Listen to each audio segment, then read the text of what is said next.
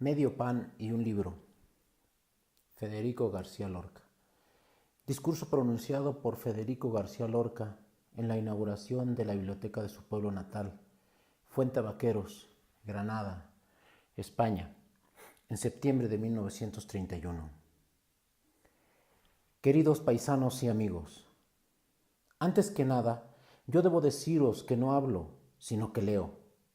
Y no hablo, porque lo mismo que le pasaba a Galdós y, en general, a todos los poetas y escritores nos pasa, estamos acostumbrados a decir las cosas pronto y de una manera exacta.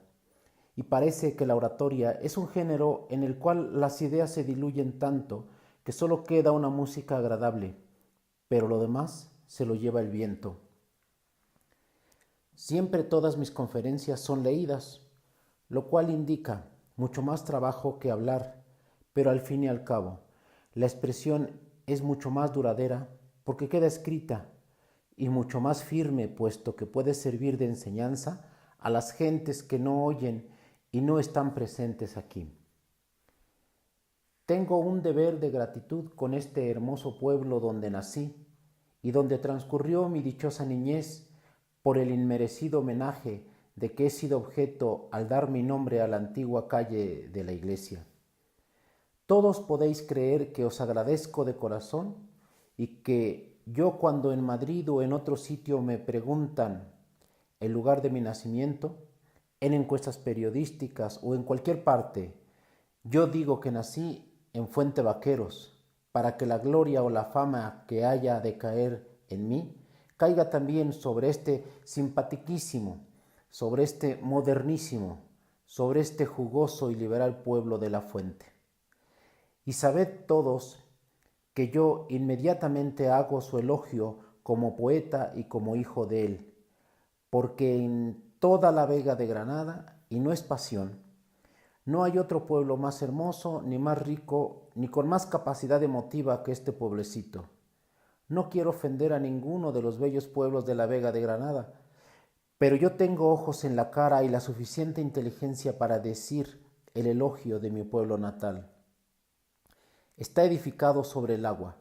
Por todas partes cantan las acequias y crecen los altos chopos donde el viento hace sonar sus músicas suaves en el verano. En el corazón tiene una fuente que mana sin cesar y por encima de sus tejidos asoman las montañas azules de la Vega, pero lejanas, apartadas, como si no quisieran que sus rocas llegaran aquí donde una tierra muelle y riquísima hace florecer toda clase de frutos.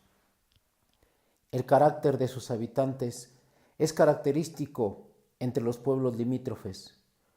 Un muchacho de Fuentevaqueros se reconoce entre mil. Allí le veréis garboso, con el sombrero echado hacia atrás, dando manotazos y ágil en la conversación y en la elegancia. Pero será el primero, en un grupo de forasteros, en admitir una idea moderna o en secundar un movimiento noble. Una muchacha de la Fuente la conoceréis entre mil por su sentido de gracia, por su viveza, por su afán de elegancia y superación. Y es que los habitantes de este pueblo tienen sentimientos artísticos nativos bien palpables en las personas que han nacido en él. Sentimiento artístico y sentimiento de la alegría que es tanto como decir sentido de la vida. Muchas veces he observado que al entrar en este pueblo hay como un clamor, un estremecimiento que emana de la parte más íntima de él, un clamor, un ritmo que es un afán social y comprensión humana. Yo he recorrido cientos y cientos de pueblecitos como este y he podido estudiar en ellos una melancolía que nace no solamente de la pobreza, sino también de la desesperanza y de la incultura.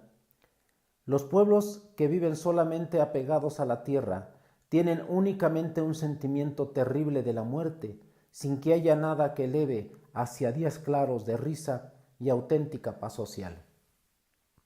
Fuentevaqueros tiene ganado eso. Aquí hay un anhelo de alegría, o sea de progreso, o sea de vida. Y por lo tanto, afán artístico, amor a la belleza y a la cultura. Yo he visto a muchos hombres de otros campos volver del trabajo a sus hogares y, llenos de cansancio, se han sentado quietos, como estatuas, a esperar otro día y otro, con el mismo ritmo, sin que su alma cruce un anhelo de saber. Hombres esclavos de la muerte, sin haber vislumbrado siquiera las luces y la hermosura a que llega el espíritu humano. Porque en el mundo no hay más que vida y muerte, y existen millones de hombres que hablan, viven, miran, comen, pero están muertos. Más muertos que las piedras y más muertos que los verdaderos muertos que duermen su sueño bajo la tierra, porque tienen el alma muerta. Muerta como un molino que no muele, muerta porque no tiene amor, ni un germen de idea, ni una fe, ni una ansia de liberación, imprescindible en todos los hombres para poderse llamar así. Este es uno de los problemas, queridos amigos míos, que más me preocupan en el presente momento. Cuando alguien va al teatro, a un concierto o a una fiesta de cualquier índole que sea, si la fiesta es de su agrado, recuerda inmediatamente y lamenta que las personas que él quiere no se encuentren allí. Lo que le gustaría esto a mi hermana, a mi padre, piensa, y no goza ya del espectáculo, sino a través de una leve melancolía. Esta es la melancolía que yo siento, no por la gente de mi casa, que sería pequeño y ruin, sino por todas las criaturas que por falta de medios y por desgracia suya no gozan del supremo bien de la belleza que es vida y es bondad y es serenidad y es pasión. Por eso no tengo nunca un libro, porque regalo cuantos compro, que son infinitos, y por eso estoy aquí honrado y contento de inaugurar esta biblioteca del pueblo, la primera seguramente en toda la provincia de Granada. No solo de pan vive el hombre. Yo, si tuviera hambre y estuviera desvalido en la calle, no pediría un pan, sino que pediría medio pan y un libro. Y yo ataco desde aquí violentamente a los que solamente hablan de reivindicaciones económicas sin nombrar jamás las reivindicaciones culturales, que es lo que los pueblos piden a gritos. Bien está que todos los hombres coman, pero que todos los hombres sepan, que gocen todos los frutos del espíritu humano, porque lo contrario es convertirlos en máquinas al servicio del Estado, es convertirlos en esclavos de una terrible organización social. Yo tengo mucha más lástima de un hombre que quiere saber y no puede que de un hambriento, porque el hambriento puede calmar su hambre fácilmente con un pedazo de pan o con unas frutas, pero un hombre que tiene ansia de saber y no tiene medios, sufre una terrible agonía, porque son libros, muchos libros los que necesita. ¿Y dónde están los libros? Libros, libros. He aquí una palabra mágica que equivale a decir amor, amor, y que debían los pueblos pedir como piden pan o como anhelan la lluvia para sus sementeras. Cuando el insigne escritor ruso Fyodor Dostoyevsky, padre de la Revolución Rusa, mucho más que Lenin, estaba prisionero en la Siberia, alejado del mundo, entre cuatro paredes y cercado por desoladas llanuras de nieve infinita, pedía socorro en carta a su lejana familia, solo decía: enviadme libros, libros, muchos libros, para que mi alma no muera. Tenía frío y no pedía fuego. Tenía terrible sed y no pedía agua. Pedía libros, es decir, horizontes, es decir, escaleras para subir a la cumbre del espíritu y del corazón, porque la agonía física, biológica, natural, de un cuerpo por hambre, sed o frío, dura poco, muy poco, pero la agonía del alma insatisfecha dura toda la vida. Ya ha dicho el gran Menéndez Pidal, uno de los sabios más verdaderos de Europa, que el lema de la República debe ser cultura. Cultura porque solo a través de ella se pueden resolver los problemas en que hoy se debate el pueblo lleno de fe, pero falto de luz. Y no olvidéis que lo primero de todo es la luz, que la luz obrando sobre unos cuantos individuos, lo que hace los pueblos, y que los pueblos vivan y se engrandezcan a cambio de las ideas que nacen en unas cuantas cabezas privilegiadas, llena de un amor superior hacia los demás. Por eso, ¿no sabéis qué alegría tan grande me produce el poder inaugurar la biblioteca pública de Fuente Vaqueros?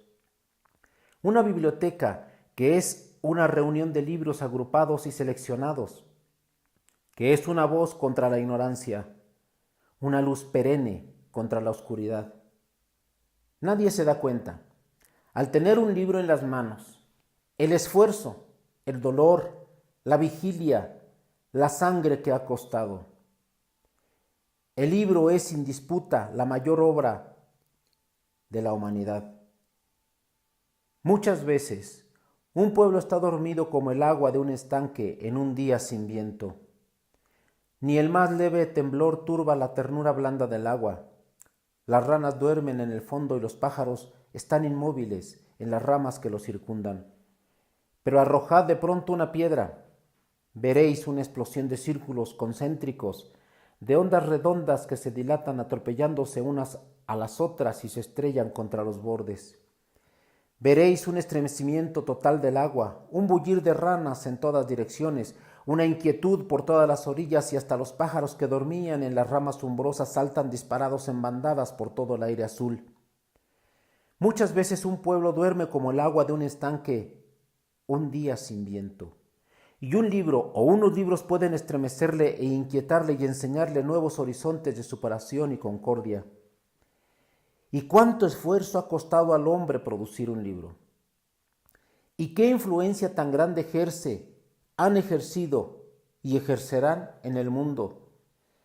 Ya lo dijo el sagacísimo Voltaire, todo el mundo civilizado se gobierna por unos cuantos libros, la Biblia, el Corán, las obras de Confucio y de Zoroastro. Y el alma y el cuerpo, la salud, la libertad y la hacienda se supeditan y dependen de aquellas grandes obras. Y yo añado, todo viene de los libros. La Revolución Francesa sale de la enciclopedia y los libros de Rousseau. Y todos los libros y todos los movimientos actuales, societarios y comunistas y socialistas, arrancan de un gran libro, de El Capital, de Karl Marx.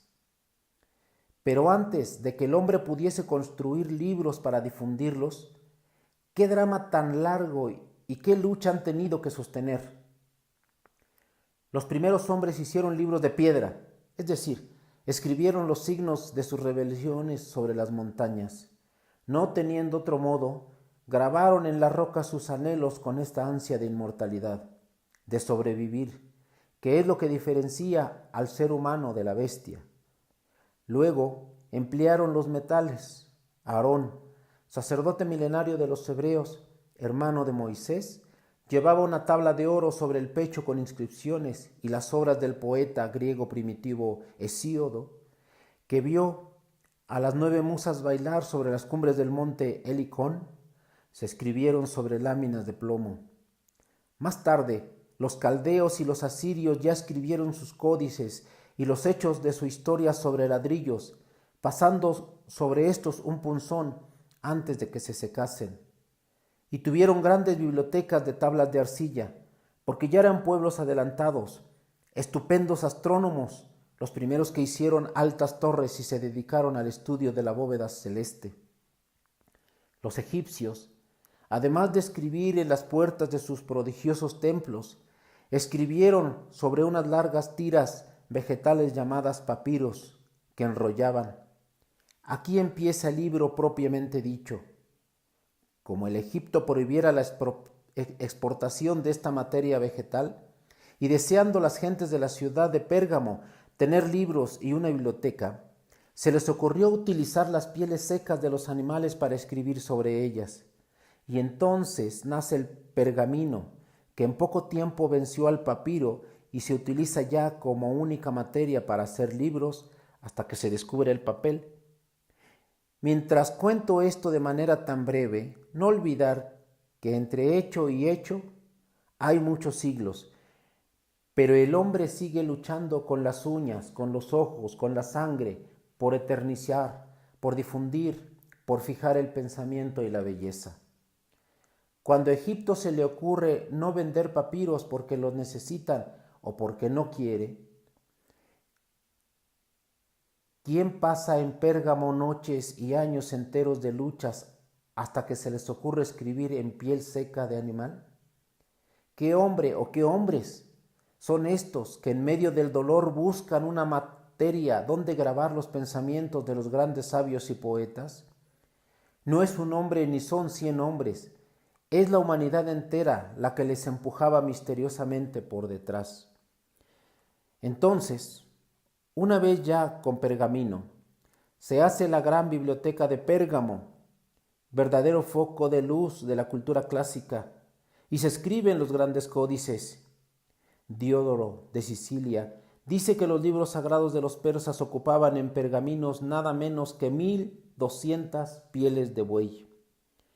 Toda Roma escribía en pergaminos. Todas las obras de los grandes poetas latinos, modelos eternos de profundidad, perfección y hermosura, están escritas sobre pergaminos. Sobre pergaminos brotó el arrebatado lirismo de Virgilio y sobre la misma piel amarillenta brillan las luces densas de la espléndida palabra del español Séneca. Pero llegamos al papel. Desde la más remota antigüedad el papel se conocía en China. Se fabricaba con arroz. La difusión del papel marca un paso gigantesco en la historia del mundo. Se puede fijar el día exacto en que el papel chino penetró en Occidente para bien de la civilización. El día glorioso que llegó fue el 7 de julio del año 751 de la era cristiana. Los historiadores árabes y los chinos están conformes en esto. Ocurrió que los árabes, luchando con los chinos en Corea, lograron traspasar la frontera del celeste imperio y consiguieron hacerles muchos prisioneros. Algunos prisioneros de estos tenían por oficio hacer papel y enseñaron su secreto a los árabes. Estos prisioneros fueron llevados a Samarcanda, donde ejercieron su oficio bajo el reinado del sultán Harún al-Rachid, el prodigioso personaje que puebla los cuentos de las 1001 noches. El papel se hizo con algodón, pero como allí escaseaba este producto, se les ocurrió a los árabes hacerlo de trapos viejos y así cooperaron a la aparición del papel actual. Pero los libros tenían que ser manuscritos. Los escribían los amanuenses, hombres pacientísimos que copiaban página a página con gran primor y estilo, pero eran muy pocas las personas que los podían poseer. Y así, como las colecciones de rollos en papiros y de pergaminos pertenecieron a los templos o a las colecciones reales, los manuscritos en papel ya tuvieron más difusión, aunque naturalmente entre las altas clases privilegiadas.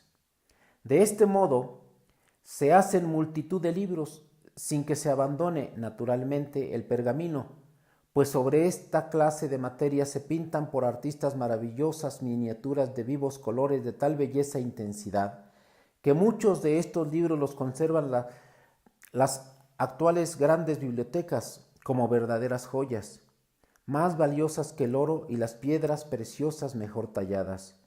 Yo he tenido con verdadera emoción varios de estos libros en mis manos, algunos códices árabes de la biblioteca del Escorial y la magnífica Historia Natural de Alberto Magno, códices del siglo XIII existente en la Universidad de Granada, con el cual me he pasado horas enteras sin poder apartar mis ojos de aquellas pinturas de animales, ejecutadas con pinceles más finos que el aire, donde los colores azules y rosas y verdes y amarillos se combinan sobre fondos hechos con panes de oro. Pero el hombre pedía más. La humanidad empujaba misteriosamente a unos cuantos hombres para que abrieran con sus hachas de luz el bosque tupidísimo de la ignorancia. Los libros, que tenían que ser para todos, Eran por las circunstancias objetos de lujo y, sin embargo, son objetos de primera necesidad. Por las montañas y por los valles, en las ciudades y a las orillas de los ríos, morían millones de hombres sin saber qué era una letra. La gran cultura de la antigüedad estaba olvidada y las supersticiones más terribles nublaban las conciencias populares. Se dice que el dolor de saber abre las puertas más difíciles, y es verdad. Esta ansia confusa de los hombres movió a 2 o 3 a hacer sus estudios, sus ensayos, y así apareció el siglo XV, en Magnusia, de Alemania, la primera imprenta del mundo. Varios hombres se disputan la invención, pero fue Gutenberg el que la llevó a cabo. Se le ocurrió fundir en plomo las letras y estamparlas, pudiendo así reproducir infinitos ejemplares de un libro. ¡Qué cosa más sencilla! ¡Qué cosa más difícil! Han pasado siglos y siglos y sin embargo no han surgido esta idea en la mente del hombre. Todas las claves de los secretos están en nuestras manos, nos rodean constantemente, pero qué enorme dificultad para abrir las puertecillas donde viven ocultos. En las materias de la naturaleza se encuentran, sin duda, los lenitivos de muchas enfermedades incurables. Pero ¿qué combinación es la precisa, la justa, para que el milagro se opere? Pocas veces en la historia del mundo hay un hecho más importante que este de la invención de la imprenta, de mucho más alcance que los otros dos grandes hechos de su época, la invención de la pólvora y el descubrimiento de América. Porque si la pólvora acaba con el feudalismo y da motivo a los grandes ejércitos y a la formación de fuertes nacionalidades antes fraccionadas por la nobleza, y el nacimiento de América da lugar a un desplazamiento de la historia a una nueva vida y termina con un milenario secreto geográfico, la imprenta va a causar una revolución en las almas tan grande que las sociedades han de temblar hasta sus cimientos. Y sin embargo, con qué silencio y qué tímidamente nace, mientras la pólvora hacía estallar sus rosas de fuego por los campos y el Atlántico se llenaba de barcos con los que las velas henchidas por el viento iban y venían cargadas de oro y materias preciosas. Calladamente, en la ciudad de Amberes, Cristóbal Plantino establece la imprenta y la librería más importante del mundo. Y por fin hace los primeros libros baratos. Entonces los libros antiguos, de los que quedaban 1 o 2 en 3 ejemplares de cada uno, se agolpan en las puertas de las imprentas y en las puertas de las casas de los sabios pidiendo a gritos ser editados, ser traducidos, ser expandidos por toda la superficie de la tierra. Este es el gran momento del mundo, es el renacimiento, es el alba gloriosa de las culturas modernas con las cuales vivimos. Muchos siglos antes de esto que cuento, después de la caída del Imperio Romano, de las invasiones bárbaras y el triunfo del cristianismo, tuvo el libro su momento más terrible de peligro. Fueron arrasadas las bibliotecas y esparcidos los libros. Toda la ciencia filosófica y la poesía de los antiguos estuvieron a punto de desaparecer. Los poemas homéricos, las obras de Platón, todo el pensamiento griego, luz de Europa, la poesía latina, el derecho de Roma, todo, absolutamente todo. Gracias a los cuidados de los monjes no se rompió el hilo. Los monasterios antiguos salvaron a la humanidad. Toda la cultura y el saber se refugió en los claustros, donde unos hombres sabios y sencillos, sin ningún fanatismo ni intransigencia, la intransigencia es mucho más moderna, custodiaron y estudiaron las grandes obras imprescindibles para el hombre. Y no solamente hacían esto, sino que estudiaron los idiomas antiguos para entenderlos, y así se da el caso de que un filósofo pagano como Aristóteles influya decisivamente en la filosofía católica. Durante toda la Edad Media los benedictinos del monte Athos recogen y guardan infinidad de libros y a ellos les debemos conocer casi las más hermosas obras de la humanidad antigua. Pero empezó a soplar el aire puro del Renacimiento italiano y las bibliotecas se levantan en todas las partes. Se desentierran las estatuas de los antiguos dioses, se apuntalan los bellísimos templos de mármol, se abren academias como la que Cosme de Médicis fundó en Florencia para estudiar las obras del filósofo Platón. Y en fin el gran Papa Nicolás V envió comisionistas a todas las partes del mundo para que adquirieran libros y pagaba espléndidamente a sus traductores.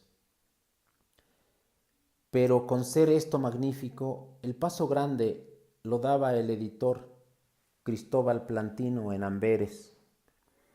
Era de aquella casita con su pastiecito cubierto de hiedras y sus ventanas de cristales emplomados, de donde salía la luz para todos con el libro barato y donde se urdía una gran ofensiva contra la ignorancia que hay que continuar con verdadero calor, porque todavía la ignorancia es terrible y ya sabemos que donde haya ignorancia es muy fácil confundir el mal con el bien y la verdad con la mentira. Naturalmente, los poderosos que tenían manuscritos y libros en pergamino se sonrieron del libro impreso en papel como cosa deleznable y de mal gusto que estaba al alcance de todos. Sus libros estaban ricamente pintados con adornos de oro y los otros eran simples papeles con letras. Pero a mediados del siglo XV, y gracias a los magníficos pintores flamencos hermanos Van Eyck, que fueron también los primeros que pintaron con óleo, aparece el grabado y los libros se llenaron de reproducciones que ayudaban de modo notable al lector. En el siglo XVI, el genio de Alberto Durero lo perfeccionó y ya los libros pudieron reproducir cuadros, paisajes, figuras, siguiendo perfeccionándose durante todo el siglo XVII para llegar en el siglo XVIII a la maravilla de las ilustraciones y la cumbre de la belleza del libro hecho con papel. El siglo XVIII llega a la maravilla en hacer libros bellos. Las obras se editan llenas de grabados y aguafuertes, y con un cuidado y un amor tan grandes por el libro que todavía los hombres del siglo XX, a pesar de sus adelantos enormes, no hemos podido superar. El libro deja de ser un objeto de cultura de unos pocos para convertirse en un tremendo factor social. Los efectos no se dejan esperar. A pesar de persecuciones y de servir muchas veces de pasto a las llamas, surge la Revolución Francesa, primera obra social de los libros. Porque contra el libro no valen persecuciones, ni los ejércitos, ni el oro, ni las llamas pueden contra ellos, porque podéis hacer desaparecer una obra, pero no podéis cortar las cabezas que han aprendido de ella, porque son miles, y si son pocas, ignoráis dónde están. Los libros han sido perseguidos por toda clase de estados y por toda clase de religiones, pero esto no significa nada en comparación con lo que han sido amados. Porque si un príncipe oriental fanático quema la biblioteca de Alejandría, en cambio, Alejandro de Macedonia manda construir una caja riquísima de esmaltes y pedrerías para conservar la Ilíada de Homero. Y los árabes cordobeses fabrican la maravilla del Mirab de su mezquita para guardar en él un Corán que había pertenecido al califa Omar. Y pese a quien pese, las bibliotecas inundan el mundo y las vemos hasta en las calles y al aire libre en los jardines de las ciudades. Cada día que pasa, las múltiples casas editoriales se esfuerzan en bajar los precios y hoy ya está el libro al alcance de todos en ese gran libro diario que es la prensa, que es el libro abierto de 2 o 3 hojas que llega oloroso a inquietud y a tinta mojada, en ese oído que oye los hechos de todas las naciones con imparcialidad absoluta, en los miles de periódicos, verdaderos latidos del corazón unánime del mundo. Por primera vez en su corta historia tiene este pueblo un principio de biblioteca. Lo importante es poner la primera piedra, porque yo y todos ayudaremos para que se levante el edificio. Es un hecho importante que me llena de regocijo y me honra que sea mi voz la que se levante aquí en el momento de su inauguración, porque mi familia ha cooperado extraordinariamente a la cultura vuestra. Mi madre, como todos sabéis, ha enseñado a mucha gente de este pueblo, porque vino aquí para enseñar, y yo recuerdo de niño haberla oído leer en voz alta para ser escuchada por muchos. Mis abuelos sirvieron a este pueblo con verdadero espíritu y hasta muchas de las músicas y canciones que habéis cantado han sido compuestas por algún viejo poeta de mi familia. Por eso yo me siento lleno de satisfacción en este instante y me dirijo a los que tienen fortuna, pidiéndoles que ayuden en esta obra, que den dinero para comprar libros, como es su obligación, como es su deber. Y a los que no tienen medios, que acudan a leer, que acudan a cultivar sus inteligencias como único medio de su liberación económica y social. Es preciso que la biblioteca se esté nutriendo de libros nuevos y lectores nuevos, y que los maestros se esmeren en no enseñar a leer a los niños mecánicamente, como hacen tantos por desgracia todavía, sino que les inculquen el sentido de la lectura, es decir, lo que vale un punto y una coma en el desarrollo y la forma de una idea escrita. Y libros. Es preciso que a la biblioteca de la Fuente comiencen a llegar libros. Yo he escrito a la editorial de la Residencia de Estudiantes de Madrid, donde yo he estudiado tantos años, y a la editorial Ulises, para ver si consigo que manden aquí sus colecciones completas. Y desde luego, yo mandaré los libros que he escrito y los de mis amigos. Libros de todas las tendencias y de todas las ideas. Lo mismo las obras divinas, iluminadas, de los místicos y de los santos, que las obras encendidas de los revolucionarios y los hombres de acción. Que se enfrenten el cántico espiritual de San Juan de la Cruz, obra cumbre de la poesía española, con las obras de Tolstoy, que se miren frente a frente la ciudad de Dios de San Agustín con Zaratustra de Nietzsche o El Capital de Marx. Porque, queridos amigos, todas estas obras están conformes en un punto de amor a la humanidad y elevación del espíritu y, al final, todas se confunden y abrazan en un ideal supremo. Y lectores, muchos lectores, yo sé que todos no tienen igual inteligencia, como no tienen la misma cara, que hay inteligencias magníficas y que hay inteligencias pobrísimas, como hay caras feas y caras bellas, pero cada uno sacará del libro lo que pueda, que siempre les será provechoso y para algunos será absolutamente salvador. Esta biblioteca tiene que cumplir un fin social, porque si se cuida y se alienta el número de lectores y poco a poco se va enriqueciendo con obras, dentro de unos años ya se notará en el pueblo, y esto no lo dudéis, un mayor nivel de cultura. Y si esta generación que hoy me oye no aprovecha por falta de preparación todo lo que puedan dar los libros, ya lo aprovecharán nuestros hijos, porque es necesario que sepáis todos que los hombres no trabajamos para nosotros, sino para los que vienen detrás, y que este es el sentido moral de todas las revoluciones y, en último caso, el verdadero sentido de la vida.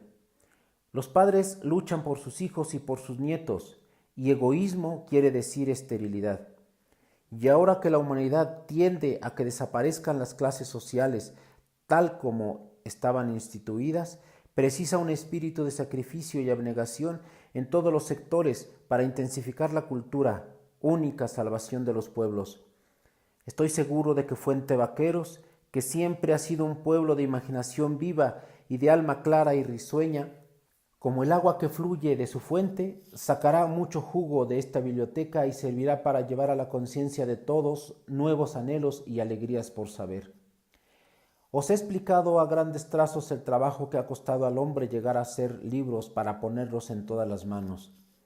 Que esta modesta y pequeña lección sirva para que los améis y los busquéis como amigos, porque los hombres se mueren y ellos quedan más vivos cada día, porque los árboles se marchitan y ellos están eternamente verdes, y porque en todo momento y en toda hora se abren para responder a una pregunta: o prodigiar un consuelo.